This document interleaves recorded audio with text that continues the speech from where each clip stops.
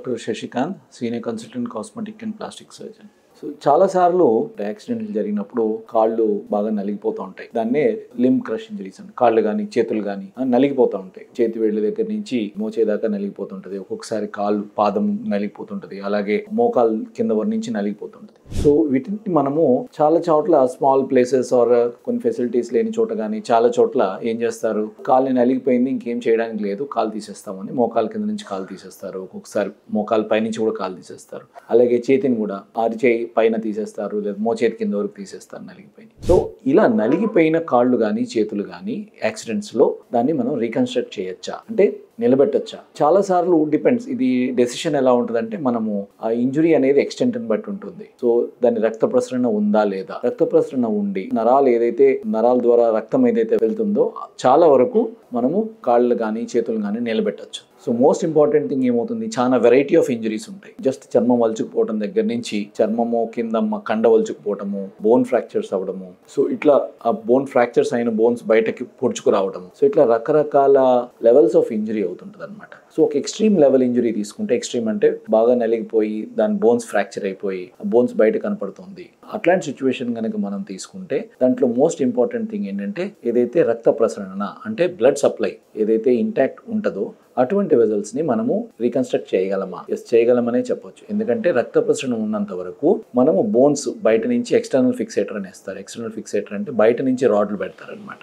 బయట నుంచి రాడ్లు పెట్టి ఆ బోన్స్ స్టెబిలైజ్ చేస్తారు. ఒకసారి బోన్స్ స్టెబిలైజ్ చేసిన తర్వాత మనము ఆ కండ కానీ చర్మం కానీ ఏదైతే బాగా నలిగిపోయింది, జీవం లేనిది ఏదైతే ఉంటుందో అదంతా తీసేస్తాం. దాన్ని డిబ్రైడ్మెంట్ అంటారు. ఒకసారి డిబ్రైడ్మెంట్ అయిపోయిన తర్వాత సో మనము రెసిడ్యువల్ ఏదైతే మిగిలి ఉందో చర్మం కానీ కండ కానీ బోన్ కానీ ఏదైతే మిగిలి ఉన్నదో దాన్ని ఎలా క్లోజ్ చేస్తాం, దాన్ని క్లోజ్ చేసి దాని పుండ్లన్నీ మాన్పించాలి. సో రకరకాల ప్రొసీజర్స్ ఉంటాయి. సింపుల్ సర్జరీ అంటే చర్మం, స్కిన్ గ్రాఫ్టింగ్ అంటారు. సో ప్లాస్టిక్ సర్జరీలో ఒక బేసిక్ సర్జరీ ఏంటంటే స్కిన్ గ్రాఫ్టింగ్. స్కిన్ గ్రాఫ్టింగ్ అంటే తొడ నుంచి కానీ బటక్స్ నుంచి కానీ అబ్డమిన్ కానీ నుంచి బాగా నార్మల్గా ఉన్న ఏరియా నుంచి చర్మం, పల్చటి చర్మం లెస్ దాన్ మిల్లీమీటర్ అనమాట, 0.3 to 0.5 మిల్లీమీటర్స్ థిక్నెస్ ఉన్న చర్మం, ఆ చర్మాన్ని పల్చగా తీస్తారు. ఒక స్కిన్ గ్రాఫ్టింగ్ హ్యాండిల్ ఉంటుంది, డర్మటోమ్ అని ఉంటాయి. సో ఇవేంటంటే ఆ మెషిన్ పల్చటి చర్మం తీస్తుంది అనమాట. అది తీసి ఏదైతే పుండు ఉంటుందో ఒకసారి ఆ పుండు ఇన్ఫెక్షన్ అంతా తగ్గిపోయి దాని మీద ఫారెన్ బాడీస్ అంటే మట్టి కానీ ఏదైతే యాక్సిడెంట్ వల్ల ఉంటుందో అదంతా పోయిన తర్వాత ఆ పుండు అంతా హెల్దీగా అయిన తర్వాత దాని మీద చర్మం వేస్తాం. This is the basic surgery అనమాట ఇది.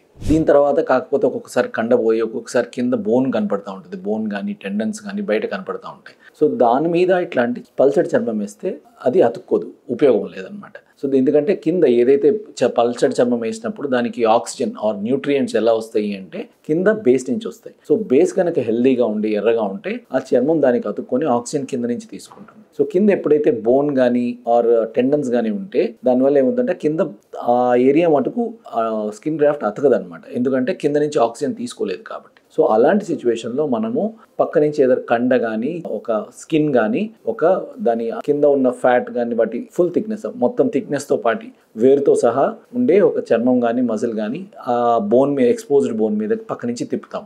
ఆరెల్స్ వేరే చోట నుంచి తీసుకొస్తాం, దాన్ని రక్తనాళాలతో సహా తీసుకొస్తాం. దాన్ని మైక్రో సర్జరీ అంటారు. సో ఇలా మైక్రో సర్జరీ యూజ్ చేసి కానీ లేకపోతే లోకల్గా పక్కన హెల్దీ టిష్యూ నుంచి పక్కకు రొటేట్ చేయడం కానీ చేసి ఆ ఏదైతే ఏరియా బోన్ ఎక్స్పోజ్డ్ ఏరియా ఉంటుందో ఏదైతే ఎముక కానీ టెండన్ కానీ కనపడుతుందో ఆ ఏరియాని కవర్ చేస్తాం. కవర్ చేసి దాని మీద అవసరమైతే మళ్ళీ స్కిన్ వేస్తాం. సో ఇలా మల్టిపుల్ ప్రొసీజర్స్ యూజ్ చేసి మనం చాలా వరకు ఏదైతే క్రష్ ఇంజురీస్ అంటే బాగా నలిగిపోయిన కాళ్ళు కానీ చేతులు కానీ ఉంటాయో వాటిని మనము సాల్వేజ్ అంటే వాటిని యాంపిటేషన్ అంటే కోసి తీసేయకుండా మనము సాల్వేజ్ చేయొచ్చు అనమాట.